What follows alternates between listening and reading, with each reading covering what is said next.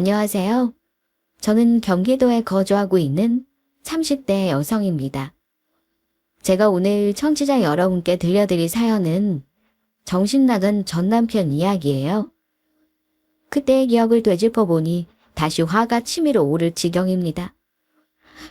그래도 참 다행인 것은 타이밍 좋게 제대로 손절해서 정신적으로 더 이상 고통받지 않아도 된다는 것입니다. 그럼 돈방석에 앉아보려고 허황한 꿈을 쫓다 쪽박찬 전 남편의 이야기를 시작할게요. 저는 아는 지인의 소개로 남편을 만나 결혼했습니다. 결혼 준비 당시 시댁은 넉넉한 형편이 아니었어요. 그래서 그런지 성공에 대한 욕심이 강했습니다. 생활력도 강해서 힘든 형편에 1억 가까이 모았더라고요. 본인 명의로 된 신혼집을 보고 기쁨을 감추지 못했습니다. 자기 명의로 된 집이라 그렇게 좋아? 당연하지. 내 평생 소원이 이루어졌는데. 자기도 알잖아. 우리 집 가난해서 제대로 된 집 한 채 없었던 거. 내 방도 없이 얼마나 고생하며 자랐는데. 그래서 늘 내 집 하나 마련하는 게 꿈이었어. 내가 바라던 꿈이 이루어지니까 좋아 죽겠다. 이 정도에도 행복해 미치겠는데 집이 더 크면 이것보다 100배 1000배 좋겠지. 우리 결혼하면 열심히 저축해서 더 넓은 집으로 이사가는 걸 목표로 세우자. 왜? 지금 집도 좋은데. 우리 둘이 지내기에는 좋지. 나중에는 애도 있을 텐데 더 넓으면 좋잖아. 집값이 말도 안 나오게 비싼데 부지런히 벌어서 모아야지. 헛돈 쓰지 말고 모을 수 있을 때 바짝 모으자. 근검절약 정신으로 살아보자고. 나 결혼 전에도 한 달에 150만 원씩은 무조건 저축했어. 결혼하면 자기랑 나랑 둘이니까 최소 월 300씩 저축하자. 그래, 그렇게 하자. 월 300씩 저축하면 돈은 빨리 모이겠네.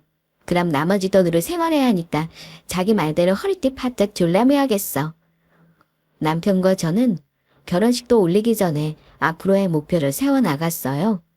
그리고 결혼식을 올린 뒤 약속했던 것처럼 월 300씩 꼬박꼬박 저축해 나갔습니다.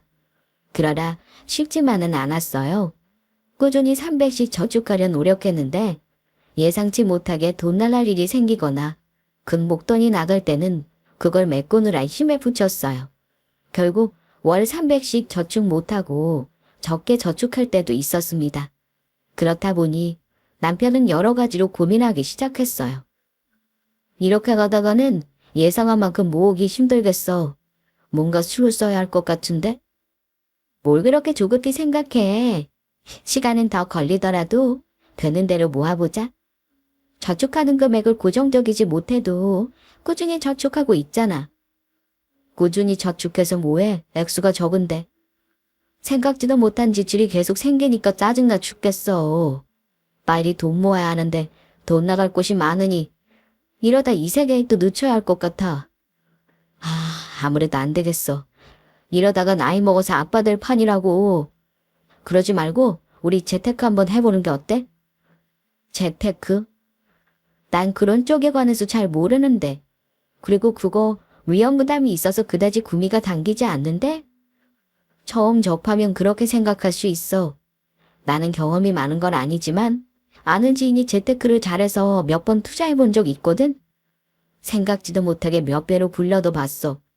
자기 말대로 위험 부담은 있지. 나도 처음 투자할 때 피같이 모은 내 돈 다 까먹을까봐 엄청나게 조마조마했지. 그런데 투자는 모험 같은 거야. 한 치 앞을 모르기 때문에. 하지만 방향키만 잘 잡잖아? 그러면 위험할 일은 절대 없어. 아무렇게나 방향 돌리면 망할 확률 100%라고. 그쪽으로 잘하는 사람한테 조언을 얻거나 수익금이 오를 업체를 잘 골라내는 눈이 필요하다고. 그래서 주식해보게. 방법이 없잖아. 이번 달에도 명절이라고 양가에 드리는 돈이 꽤 되는데 이래서 언제 바짝 모아. 재테크로 한 방울 노려야지. 자기 혼자 투자하려고? 나는 조금 불안한데. 걱정하지 마. 나도 주식으로 재미 본 사람이라니까. 내가 잘 아는 지인 중에 이쪽 계통으로 일하는 사람 있어. 조언 좀 구하고 짚어주는 대로 투자 한번 해보려고. 우선은 자기가 불안하다니까 소액으로 해볼게. 그래도 되지? 남편은 제가 불안해하기도 하니까 소액으로 시작해보겠다고 했습니다. 저는 그동안 우리가 모은 돈으로 다 투자하는 게 아니고 소액 정도니 알았다고 했어요. 그 일이 있고 난 뒤로 남편은 지인을 만나 재테크 상담을 받았습니다. 집에서 혼자 틈틈이 주식 관련 공부도 시작했죠. 소액으로 투자를 시작하고 난 뒤에는 매일 핸드폰을 붙잡고 살면서 주식시장을 살펴보았습니다. 그러던 어느 날 퇴근하고 집에 돌아오니 남편이 거실에서 방방 뛰며 소리를 지르더군요. 저기 뭐 좋은 일 있어. 뭐가 그렇게 좋아? 자기야, 대박이야. 주식 대박이라고. 우리가 소액으로 투자한 주식 말이야. 저번부터 계속 상승세더니 오늘 무려 3배나 뛰었어. 오, 정말? 세상에. 이거 봐봐. 3배 뛰었지? 어머, 정말이네? 우와, 신기하다. 이게 되네, 일? 내가 말했잖아. 투자가 무조건 위험한 게 아니라니까. 방향만 잘 잡으면 문제 없다고. 내가 투자하자고 안 했으면 어떨 뻔했어. 소액으로 투자한 돈이 3배가 됐는데 우리 앉아서 쉴 때 돈 번 거라니까. 남편은 3배나 오른 수익금에 크게 기뻐하며 투자에 대한 자신감이 커지는 듯 보였습니다. 어때? 내 말대로 투자하길 잘했지? 자기 나 아니었으면 우리 이 돈 구경도 못했을걸. 그런데 너무 아쉽다. 이렇게 오를 줄 알았으면 소액으로 하지 말고 우리가 모은 돈 다 집어넣을걸. 에이, 그래도 3배가 넘게 벌었잖아. 이 정도도 훌륭하지. 안 되겠어.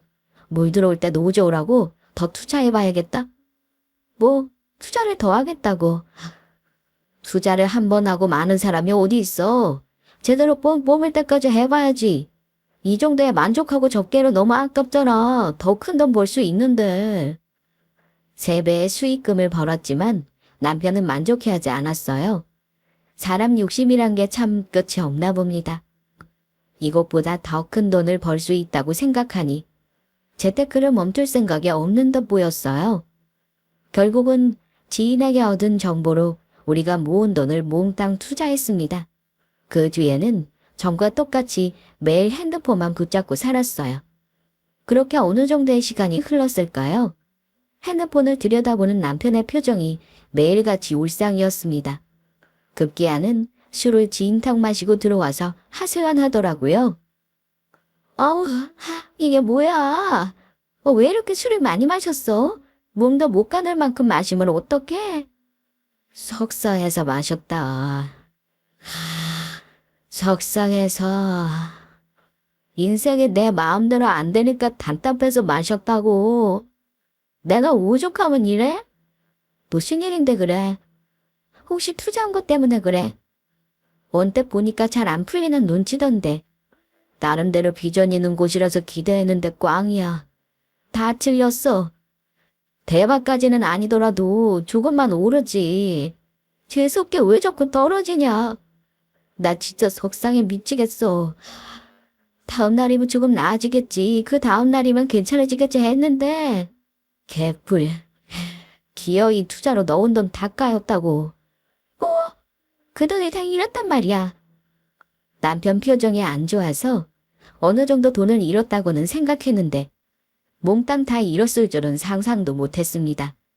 생각했던 것보다 상황이 안 좋으니 저도 표정 관리가 잘 안 되었어요. 남편은 순식간에 울먹이는 표정으로 재수없는 인생을 탓했습니다. 그 돈이 어떤 돈인데?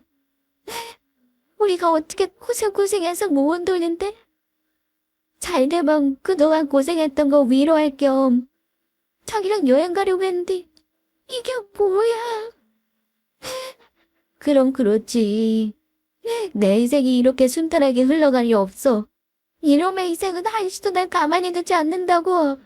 역시 난 재수없는 놈이야. 이 찌긋찌긋한 가난에서 못 벗어났는 놈이라고 내가. 남편은 술까지 먹어서 감정적으로 더욱 제어가 안 되었습니다. 계속해서 신세한탄하며 눈물을 쏟았죠. 너무 서럽게 울면서 속상해하니까 제가 뭐라고 하지 못하겠더군요. 되려 자책하는 남편에게 괜찮다며 위로만 건넸죠. 괜찮아. 이번 일로 인생 다 끝난 것도 아닌데 뭘 그렇게까지 자책하고 그래? 살다 보면 이런 일 저런 일 생기는 거지 뭐. 물론 그동안 악착같이 아껴가면서 모은 돈이라 속상하기는 하지만 그래도 어쩌겠어? 이미 일은 벌어졌고 인정할 수밖에 없는데. 자기가 이렇게 술 마시고 속상해한다고 잃은 돈이 다시 생겨나는 것도 아니잖아. 나한테 더 미안해서 이러는 거면 나는 괜찮아. 엎어진 일이니까 깨끗하게 인정하고 털어버리자. 돈이야 또 열심히 모으면 되지. 아무리 옆에서 괜찮다며 남편을 달랬지만 남편은 쉽사리 받아들이지 못했어요. 술을 잔뜩 취해서 우는 와중에도 핸드폰으로 주식시장을 살펴보았습니다. 바닥에 진 그래프를 보며 어찌나 서럽게 우는지 달래느라 해먹었어요. 시간이 지나니 울다가 픽 쓰러져 잠들었습니다.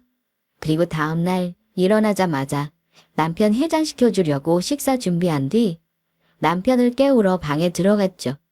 그런데 남편이 일어나서 핸드폰을 보고 있더라고요. 자기 일어났네? 그런데 일어나자마자 뭐해? 핸드폰을 슬쩍 보니 또 그놈의 주식 그래프였습니다. 주식 때문에 속상해서 슬퍼 마신 사람이 일어나자마자 또 주식부터 찾고 있는 꼴에 울컥 화가 나더군요. 자기 지금 뭐하고 있어? 일어나자마자 또 주식 들여다봐? 아니 어제 그렇게 서럽게 울어놓고 주식 그래프를 보고 싶냐고. 속상하니까 그러지. 생각할수록 아쉽고 아깝잖아. 그냥 훌훌 털어버려. 계속 그런다고 상황이 달라지는 것도 아니잖아. 그쯤 하고 다시 열심히 모으자. 어느 세월에? 어느 세월에 다시 돈을 모으냐고. 난 이렇게 쉽게 포기하기 싫어. 자기랑 내가 얼마나 고생해서 모은 돈인데 어떻게 쉽게 털어버리냐고. 자기는 그게 쉬울지 모르지만 나는 아니야. 비록 이번에는 실패했지만 두고 봐. 반드시 다시 일어설 테니까. 그게 무슨 말이야? 다시 일어선다니? 자기 혹시 다시 주식에 투자할 생각이야? 투자는 변수가 따를 수밖에 없어. 예측을 잘해야 했었는데 내가 뭔가 실수했나 봐. 아직은 투자 시작한 지 얼마 안 됐으니까 실수를 할 수 있는 거잖아. 뭔가 할 때 늘 시행착오가 있는 법이니까 이참에 제대로 한번 되었으니 이제는 다시 실수 안 해. 그러니까 걱정하지 마. 내가 잃은 돈 다시 찾아올게. 나 믿지? 자기 정말 미쳤어. 뭘 어떻게 찾아온다는 거야? 자기야, 그러지 말고 우리 그냥 다 잊자. 실수고 뭐고 난 투자 같은 거 안 했으면 좋겠어. 투자해서 돈박석에 앉았다는 사람들 이야기 들을 거 없어. 투자한다고 다 돈박석에 앉는 거 아니잖아. 따라서 한다고 다 쉽게 되겠어. 남의 돈 버는 게 그리 쉬운 게 아니야. 허황한 꿈 그만 꾸고 다 그만둬. 두 번 다시 내 앞에서 투자에 투자도 꺼내지 마. 알겠지? 저는 남편에게 다신 투자 같은 거 하지 말고 손 떼라고 못을 박았습니다. 그러나 남편은 쉽사리 제 말을 듣지 않았어요. 투자해서 잃은 돈에 무척 분노해하면서 바보 같다며 본인을 자책하고 그러다 누구나 시행착오를 거쳐 성장하는 거라고 투자할 생각뿐이었습니다. 저는 투자를 말리고 남편은 다시 한번 기회를 달라며 저를 설득하기 바빴어요. 그래서 우리 둘은 대립하는 의견 차이를 좁히지 못하고 계속 부딪혔습니다. 자기 나 몰래 돈 좀 모아놓은 거 있어? 내가 돈이 어디 있어? 자기랑 똑같이 저축했는데. 그런데 갑자기 돈을 왜? 무슨 일 있어? 좋은 투자처를 찾았는데 투자할 자금이 없어서. 뭐 기어이 투자하겠다는 소리야 지금? 자기야 정신 차려. 그렇게 달래놓고 또 투자에 마음이 생기니. 고작 한번 미끄러진 것뿐이야. 그거 가지고 쉽게 포기한다는 게 말이 돼? 자네 새끼가 돼서 이렇게 포기하는 건 말이 안 되지.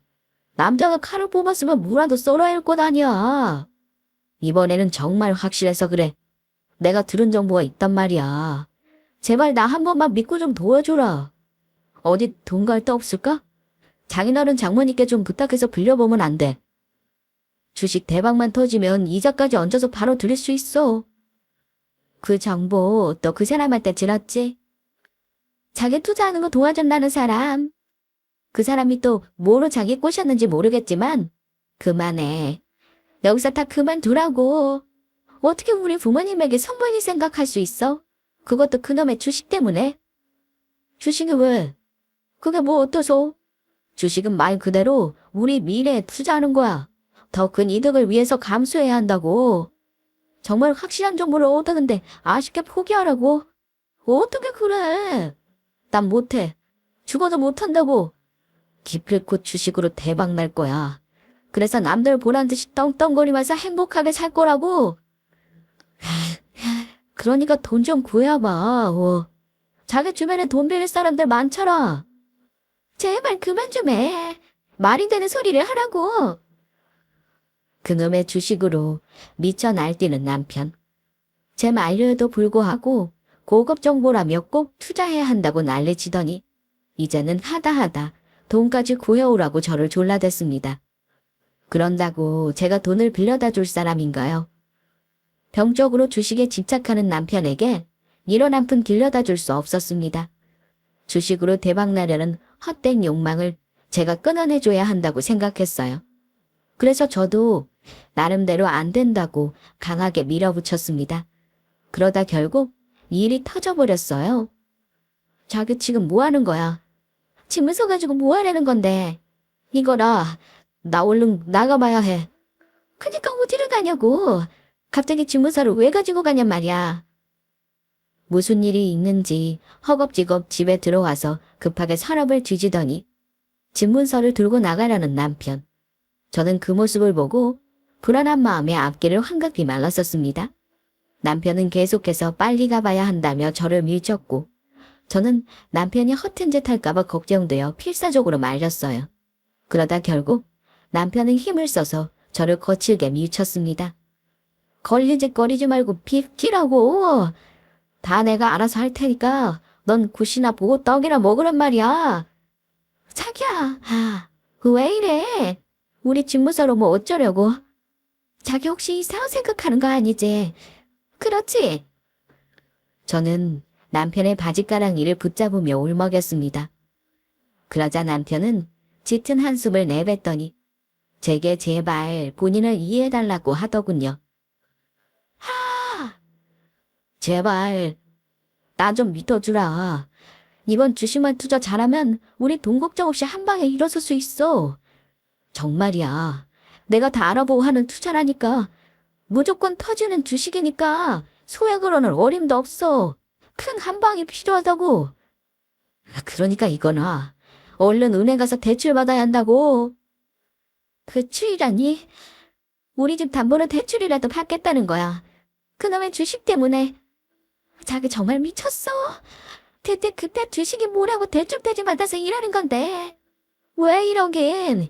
잘 살아보려고 그러지. 그럼 나보고 뭐 어떡하라고? 넌 죽어도 투자하는 거 안 된다며. 돈도 안 빌려다 주더라. 할 수 있어? 집담보로 대출 받는 수밖에. 나 너무 원망하지 마. 이게 다 앞으로 자기랑 우리 아기랑 행복하게 잘 살아보려고 이러는 거야. 나도 마지막으로 발악하는 거라고. 그러니까 나 좀 믿고 이해해주면 안 돼. 한 번 실수했다고 나 무시하지 마. 나 이 집안의 가장 이국 지도이야. 이깟 거로 무너져서 너한테 무시당할 만큼 미친놈 아니니까. 집에서 얌전 조금만 기다려. 내가 꼭 성공해서 보여줄게. 필사적으로 남편의 바짓가랑이를 붙잡는 제게 남편은 참으로 냉정했습니다. 끝까지 자꾸 늘어져 보려고 버텼지만 남편의 힘을 막기 어려웠어요. 결국 저를 떼어놓고 집문서를 든 채 집 밖으로 나갔습니다. 그리고 한동안 집에 들어오지도 않았죠. 저는 그동안 집에 들어오지 않는 남편을 기다리며 힘든 시간을 보냈어요. 어디다 이야기도 못하고 속으로 사귀며 남편을 원망했다가 제대로 말리지 못한 저를 자책했다가 말이죠. 그렇게 마음의 병이 점점 깊어지니 결국 병이 났습니다. 며칠 동안 알아 누워 지냈어요. 제가 연락이 잘 안 되자 하루는 엄마가 우리 집을 찾아오셨습니다. 그리고 제 몰골을 본 뒤 매우 놀라시며 물으셨어요. 아니 너 얼굴이 왜 이래? 어디 아프기라도 한 거야? 어머 세상에 몸 좀 뜨거운 것 좀 봐. 약은 먹었어? 강서방은 어딨니? 이렇게 아픈데 왜 너 혼자 이러고 있어? 엄마. 너 왜 이래? 무슨 일 있니? 정말 뭔 일 생긴 거야? 혹시 강서방하고 싸웠어? 부모님 아시면 속상해 하실까봐 말씀드리지 않았는데 막상 엄마 얼굴을 보니 참았던 노름이 터져 나왔습니다. 얼마나 오랫동안 엄마 품에서 아이처럼 엉엉 울었는지 몰라요. 엄마는 많이 상한 몰골로 펑펑 우는 딸을 걱정하실 뿐이었습니다. 대체 무슨 일 때문에 그래? 엄마한테 말해봐. 강서방하고 무슨 일 있었니? 주식 때문에. 뭐 주식? 그게 무슨 소리야? 그만 울고 엄마가 알아듣게 천천히 이야기해봐. 뭐가 그렇게 서러웠는지 엄마 얼굴을 보니까 주체할 수 없을 정도로 눈물이 흘렀습니다. 그러다 시간이 지나니 어느 정도 진정이 돼서 그때 엄마께 모든 일을 말씀드렸어요. 엄마는 제 이야기를 다 듣고 매우 놀라셨습니다. 사람 좋은 강서방이 그럴 줄 몰랐다면서 말이죠. 어떻게 집을 담보로 대출을 받으려 하니? 주식이라는 게 얼마나 무서운 건데. 그래서 강서방이랑 연락은 하니? 집에도 안 들어왔다며.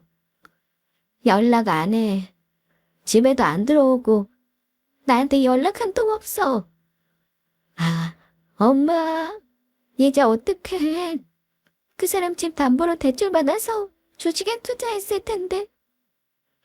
그거 다 잊고 빈털터리 되면 나 어떡하냐고. 그러게나 말이다. 정말 이 일을 어쩌면 좋니? 우선 강서방한테 연락해봐. 어떻게 됐는지는 알아야지. 상황을 지켜봤다가 어떻게 하면 좋을지 생각해보자. 그래서는 안 되지만 만약 주식으로 투자한 돈 다 잃으면 엄마랑 아빠가 어떻게든 돈 마련해볼게. 뭐, 엄마랑 아빠가? 아니, 엄마랑 아빠가 왜? 사고 친 건 그 사람인데. 그렇다고 이 집 넘어가게 둘 수는 없잖아. 우선 강서방이랑 연락 먼저 해봐. 막상 너한테는 투자한다고 했지만 부인도 이런저런 생각에 망설이다 못하실 수도 있어. 미안해서 집에 못 들어오는 걸 수도 있고. 연락 먼저 해서 이야기 잘 나눠봐. 그게 좋을 것 같아. 그러려면 네가 몸부터 회복하는 게 1순위야. 머릿속 복잡하고 어지럽겠지만 잘 먹고 푹 쉬어야 해. 엄마가 금방 죽이랑 약 챙겨올 테니까 누워서 조금 쉬고 있어. 엄마는 옆에서 아픈 저를 간호해 주셨습니다. 죽이며 약이며 극진히 보살펴 주셨어요. 엄마가 챙겨주고 신경 써주니 3일 정도 앓다가 회복했습니다. 그때까지도 남편에게 연락 한 통 없었어요. 어느 정도 몸이 나아지니 남편 생각에 괴로웠습니다. 너무 배신감 들고 자존심 상해서 제가 먼저 연락하기 싫었는데 듣고 보니 엄마 말씀이 맞았어요. 지금 남편이 어쩌고 있는지 상황을 알아야 했습니다. 그래서 남편에게 먼저 전화를 걸었어요. 하지만 몇 번을 전화해도 남편은 받지 않았습니다. 연락이 되지 않아 삐소리 유 소리샘으로 연결됩니다. 아무리 전화를 걸어도 남편은 도무지 받질 않았습니다. 더욱 불안해진 저는 수시로 문자까지 보내며 발만 동동거렸어요. 그러기를 몇 주가 흘렀습니다. 여전히 남편과 연락이 닿지 않자 실종신고라도 해야 하나 심각하게 고민하고 있었죠. 그때 누군가 초인종을 눌렀고 저는 혹시나 남편일까 싶은 마음에 부랴부랴 문을 열었어요. 하지만 남편이 아니었어요. 등기였습니다. 본인이시죠? 등기를 확인하니 제 남편 앞으로 온 등기였어요. 아니요, 저희 남편인데요. 그럼 여기 서명해주세요. 네. 그런데 어디서 온 건가요? 등기에 올 게 없을 텐데. 잠시만요. 이거 법원에서 온 거네요. 여기 있습니다. 법원이요? 법원이라는 말에 놀라서 부랴부랴 우편물을 뜯어서 살펴봤습니다. 그런데 정말 법원에서 온 등기가 맞았고 남편 재산을 압류한다는 내용이었어요. 집 담보로 대출받은 은행에서 남편을 상대로 재산 압류를 신청한 상태였습니다. 기한 내에 원금을 갚지 않으면 집을 빼앗길 판이었죠. 남편은 연락도 안 되고 법원에서 대출금을 지급하라며 재산 압류 통지서까지 날아오니 더 이상 참지 못하고 경찰서로 뛰쳐나갔습니다. 우리 남편 좀 찾으려고 왔어요. 남편이 집 나가고 몇 주 동안 들어오지도 않고 연락도 안 받아요. 아무래도 무슨 일이 생긴 게 분명해요. 우리 남편 좀 찾아주세요. 처음에는 제게 화가 나서 연락을 안 하는 거를 생각했습니다. 그래서 기다렸어요. 남편이 어느 정도 화가 풀리면 연락하겠지 하고요. 그런데 아무리 기다려도 연락 한 통 없었습니다. 거기다 이렇게 오랫동안 집에도 안 들어오고 연락이 안 되는 게 이상하더군요. 은행에서 받은 대출금까지 못 갚은 게 분명 무슨 일이 터졌구나 직감했습니다. 그래서 경찰서에 남편을 실종 신고했죠. 몇 주 동안 행방이 불투명하다는 제 말에 경찰은 즉시 실종 신고로 처리해줬고 댁에서 기다리면서 연락드리겠다고 했습니다. 그렇게 불안한 마음으로 또 며칠을 기다렸어요. 그러던 어느 날 드디어 경찰에게서 연락이 왔습니다. 실종되었던 남편을 찾았고요. 네? 저희 남편을 찾았다고요? 지금 어디 있어요? 제가 그리러 갈게요. 남편분께서 집까지 동행을 거부하셨습니다. 알아서 돌아갈 테니 찾지 말라고 하시더라고요. 처음에는 사모님 말씀 듣고 범죄 관련 실종 사건으로 생각했는데 남편분께서 멀쩡하시고 신변에 위협이 있는 상황도 아니세요. 결론은 본인께서 집에 들어가는 걸 거부하시는 상태입니다. 남편분 의지라는 거죠. 더 이상 저희가 관여할 일이 아닌 것 같네요. 그게 그럼 우리 남편이 대체 왜 집에 안 들어오는 거죠? 저한테 연락은 왜 안 하고요? 무슨 일이 있으니까 그런 거잖아요. 그게 아니면 대체 왜 그러냐고요. 우리 남편 어디 있어요? 알려주시면 제가 직접 그리러 갈게요. 저는 도저히 경찰의 말을 이해할 수 없었습니다. 아무 일도 없으면서 남편이 왜 집에 들어오지도 않고 저를 피했는지 짐작할 수 없었어요. 그래서 제가 직접 남편을 만나봐야겠다 싶었습니다. 서둘러 옷을 챙겨 입고 경찰이 알려준 곳으로 남편을 만나러 갔어요. 그런데 뜻밖의 장소에 도착했습니다. 경찰이 알려준 곳은 다름 아닌 술집이었어요. 그것도 술집 도우미들이 있는 술집이었죠. 저는 이 방 저 방 기웃거리며 남편이 있는 방을 찾았습니다. 그러다 누가 문을 열고 나오는 그 사이로 익숙한 남편 목소리가 들려왔어요. 이 방에 남편이 있구나 싶어서 문을 벌컥 열고 들어갔습니다. 자기 지금 여기서 뭐 하는 거야? 대체 여기서 여자 끼고 뭐 하는 거냐고? 문을 열고 들어가니 기가 막히는 상황이 펼쳐졌습니다. 남편은 옆에 술집 여자를 끼고 신나게 노래를 부르고 있더군요. 그러다 제 얼굴을 보더니 한순간에 일그러지면서 마이크를 집어던졌어요. 에이씨, 술맛 떨어지게. 네가 여길 왜 와? 당장 꺼져. 꼴도 보기 싫으니까 당장 꺼지라고. 그게 지금 한 달 만에 만난 아내한테 할 소리야. 내가 그동안 자기를 얼마나 걱정한 줄 알아.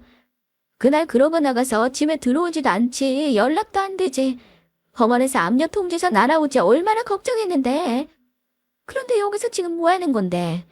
내가 경찰에 실종 신고한 것까지 알았으면서 어떻게 연락 한 통 없니? 내가 걱정할 거라고 생각 안 했어? 그래서 술집 여자는 이러고 있냐고. 내가 지금 누구 때문에 이러고 있는데. 다 너 때문이잖아. 그게 무슨 소리야. 다 나 때문이라니. 나 때문에 집에 안 들어오고 연락도 안 했다는 거야. 대체 내가 뭘 잘못했다고 내 탓을 하는 거야? 내가 뭘 어땠는데? 네가 안 도와줘서 내가 이러는 거 아냐? 진작에 돈만 구해다 줬으면 이럴 일 없을 거라고. 다른 놈들은 처가에서 잘만 도와준다더라. 그런데 난 왜 안 도와주는데? 내가 뭘 그렇게 잘못했다고? 너 이제 그렇게 못 사는 것도 아니잖아. 장인 장모 돈 좀 있는 거 다 아는데 넌 죽어도 돈 안 빌려오더라. 네가 진작 친정에 돈 빌려왔으면 내가 집담보로 대출까지 받았겠냐고. 그럼 이렇게 다 꼬라먹고 인생 망하지는 않았을 거 아냐. 결혼 전에 내가 어떻게 모은 1억인데 먹고 싶은 거 안 먹고 쓰고 싶은 거 참아가며 고생고생해서 모은 1억이라고. 그런데 그 돈 다 날리게 가만두냔 말이야. 뭐, 그 말은 대출 받은 돈 다 잃었단 소리야. 그래서 압류통 주서 날아왔던 거니? 내가 미쳐 정말. 그래서 내가 대출 받지 말라고 했잖아. 이봐, 이렇게 될 줄 알았어. 그래서 말렸던 거야. 나한테 자신 있다고 그렇게 큰 소리 치다니 이게 뭐야. 고생해서 모은 돈 다 잃고 이게 뭐냐고. 그래놓고 뭘 잘했다고 큰 소리야. 집에 들어오지도 않고 술집에서 이러고 있으면 안 되지. 나한테 미안하지도 않니? 뭐래? 누가 누구 때문에 망했는데 네가 큰 소리 치고 난리야. 대출 못 받게 돈 빌려왔어 봐. 내가 대출 받았댔어? 대출 받았댔냐고. 이게 다 너 때문이야. 아니, 네 못된 친정 때문이라고. 돈도 있는 양반들이 결혼할 때 뭐 보태준 거 있냐. 가진 돈 없는 돈 탈탈 털어서 집 마련할 때 얼마라도 보태줬냐고. 그러면서 생신날 명절 어버이날 용돈을 꼬박꼬박 잘도 받아먹더라. 양심도 없이. 그게 지금 할 소리야. 아무리 힘들다고 해도 그딴 막말은 하면 안 되지. 네가 사고친 걸 왜 우리 부모님 탓을 해. 그렇게 따지면 시댁은 뭐 해줬는데? 시댁은 해준 거 하나 없잖아. 그러면서 우리 부모님이랑 똑같이 받으셨다고. 우리 집은 너희 부모님이랑 다르잖아. 야, 너는 우리 집이 너희 집이랑 같다고 생각하냐? 지자진게 가난하게 산 우리랑 크게 돈 걱정 안 하고 다복하게 산 너희 집이랑 어떻게 똑같냐고. 애초에 네 부모가 잘못했던 거야. 우리 집은 가난해서 그렇다 쳐도 장인 장모는 우리를 도와줬어야지. 제발 그만해. 이렇게까지 망가져야겠니? 우리 부모님 탓하면서 못나게 굴어야 속이 시원하냐고. 나 정말 힘들어. 그 준승이 뭐라고. 자기가 미쳐있는 것도 나한테 이렇게 못되게 구는 것도 너무 힘들다고. 그러니까 제발 정신 차려. 대출 받은 돈 다 잃은 건 나 역시 충격이지만 다 이해할게. 우린 부부니까 어떻게든 해결해 보자. 내가 주변에 돈을 구해보든지 해볼게. 저 안 되면 부모님께 도움 청해볼 테니까 그만하고 나랑 집에 들어가. 여기서 이렇게 인생 다 망한 사람처럼 내려놓지 말란 말이야. 그래? 그럼 돈 구해와. 네가 돈 구해오면 집 들어가는 거 생각해볼게. 그래. 네 잘난 친정집에서 돈 빌려오면 되겠다. 당장 가서 돈 빌려달라고 그래. 아니, 결혼할 때 아무것도 안 해줬으니까 그때 못한 거 챙겨줄 겸 우리 집 대출분 다 갚아달라고 하라고. 혹여라도 우리한테 받을 생각하지 말고. 내 금쪽 같은 1억 채워넣으란 말이야. 그럼 집 들어가서 너랑 같이 살아줄 테니까. 뭐, 지금 그게 나한테 할 소리니? 미안하다고 하지는 못할 망정 뭐가 그렇게 당당해? 지금 우리 부모님 보고 네가 말아먹은 돈 채워넣으란 말이야? 네가 어떻게 이럴 수 있어? 나하고 우리 부모님 핑계대면 네가 말아먹은 돈 다 해결되니? 네 잘못은 하나도 없고 우리 탓으로 돌리면 그만이냐고. 사람 얼굴을 하고 어떻게 그렇게 뻔뻔할 수 있어? 미안하다고 사과하고 도움 청하는 것도 아니고. 뭐? 우리 집 때문에 이 꼬락선이 됐으니까 돈 갚으라고. 그러면 같이 살아준다고. 내가 너랑 같이 못 살아서 안 달란 줄 아니. 됐어. 네가 이딴 식으로 나오면 나도 너랑 같이 살 이유 없어. 사리분별 못하고 주식에 미쳐서 돈 다 날리고 뭐 잘했다고 개소리 찌꺼리는 너랑 쇼도 같이 살기 싫어. 이제 네 집 아니니까 우리 집에 들어올 생각도 하지 마. 이호살이 보낼 테니까 빨리 끝내버리자. 아, 그런데 너 나한테 줄 위자료는 있니? 돈 다 날린 빈털털일 텐데 술집에서 개진상 떠는 거 보면 어느 정도 쥐고 있나 보다. 딱 기다려. 딱 기다려. 그 돈 위자료로 내가 다 뺏어줄 테니까. 잘못했다고 울고불고 용서를 빌어도 모자랄 판에 뭐 잘했다고 당달리야 나오는지 기가 막혔습니다. 저는 그것도 모르고 저런 미친 인간을 걱정하며 발 동동 구른 게 어이없더라고요. 처음에는 아무리 못나도 내 남편이라 생각하고 용서해줄 마음이었습니다. 그런데 이거는 아니죠. 본인이 저지른 잘못은 하나도 반성하지 않고 그 화살을 저와 남편에게 돌리는 게 참으로 찌질해 보였습니다. 더 이상 이런 놈 믿고 같이 살 마음이 싹 달아났어요. 남편 놈에게 뱉은 말을 책임지기 위해 부모님께 모든 사실을 털어놓고 이혼을 선언했습니다.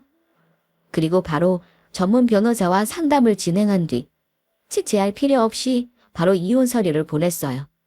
그랬더니 며칠 후 남편 놈이 집에 찾아와 면상을 들이밀었습니다. 여기가 어디라고 들어와? 왜? 이혼할 건데 미리 네 짐이라도 챙기러 왔니? 뭐하러 그랬어? 내가 알아서 밖에 내놓을 건데 뭐하러 들어왔냐고. 우리 되도록 얼굴 볼 일 만들지 말자.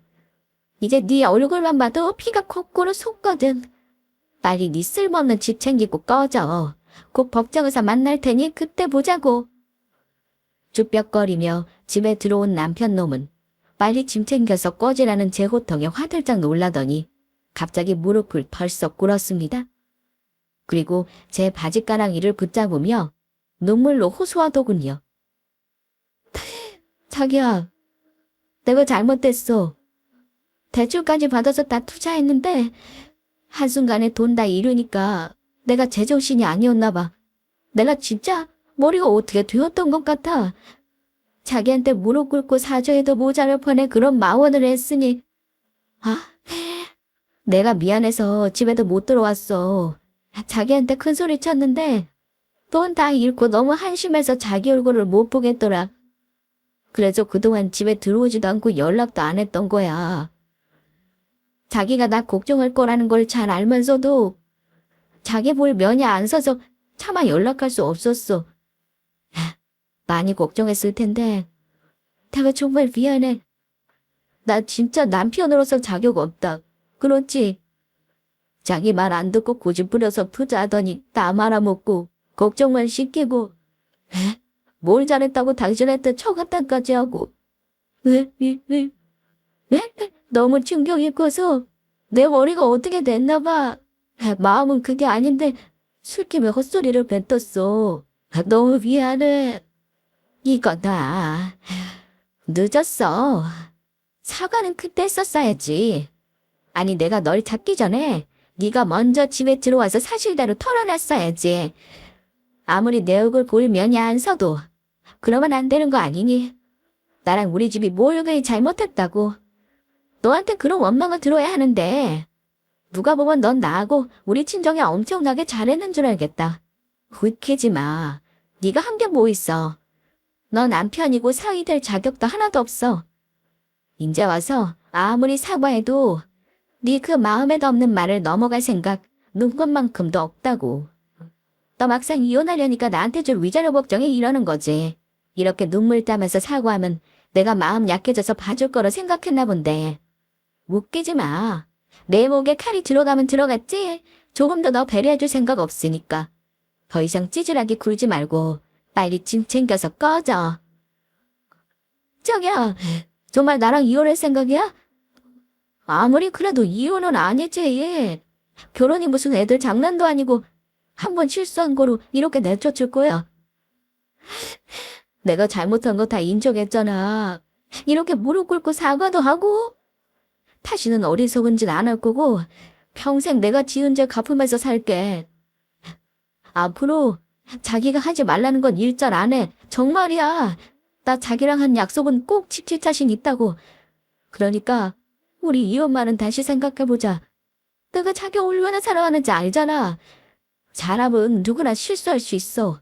이 한 번의 실수로 어려운 사람 내치는 건 도리가 아니지. 웃겨. 네가 지금 둘이 우는할 처지니? 네가 나한테 한 짓을 생각해봐. 네 그 잘난 입으로 도리를 말할 수 있는지. 더 이상 신소리할 거 없어. 내 마음 확고해. 무슨 일이 있어도 나랑 이혼할 거야. 너는 이제 와서 내가 동아줄일지 몰라도 난 너처럼 쥐뿔도 없이 돈에 눈먼 놈 더 이상 사랑하지 않거든. 난 할 말 다 했어. 시간 줄 테니까 짐 챙겨서 나가. 계속 버티고 있으면 경찰 부를 거야. 바짓가랑이를 잡는 남편놈의 손을 뿌리치고 방으로 들어와서 문을 걸어 잠갔습니다. 그러자 몇 분 후 부스럭거리며 짐을 챙기는 소리가 들렸어요. 아무리 애원해봐도 제가 넘어갈 것 같지 않자 체념한 것 같았죠. 그렇게 남편은 집을 나갔고 얼마 후 법정에서 만났습니다. 며칠 만에 만난 건데 몰골이 말이 아니더군요. 그동안 마음고생 꽤 했는지 살도 빠진 것 같았죠. 그 모습에 같은 사람으로서 잠시 추운지심을 느꼈지만 이내 정신 차렸습니다. 한순간의 연민으로 용서할 수 없는 사람이니까요. 제게 너무나도 잔인하게 군 지난 날을 다시 떠올렸습니다. 그리고 우리는 이혼했어요. 남편에게 결혼 파탄의 책임이 있어서 제게 위자료까지 지급하라고 판결났습니다. 이제 남편놈의 명의로 된 집은 넘어갈 상황이니 저는 서둘러 짐을 챙겨서 친정집에 들어갔어요. 앞으로 부모님과 함께 지내면서 앞으로 어찌하면 좋을지 제 인생을 다시 찾아보려 합니다. 지금까지 긴 사연 들어주셔서 감사합니다.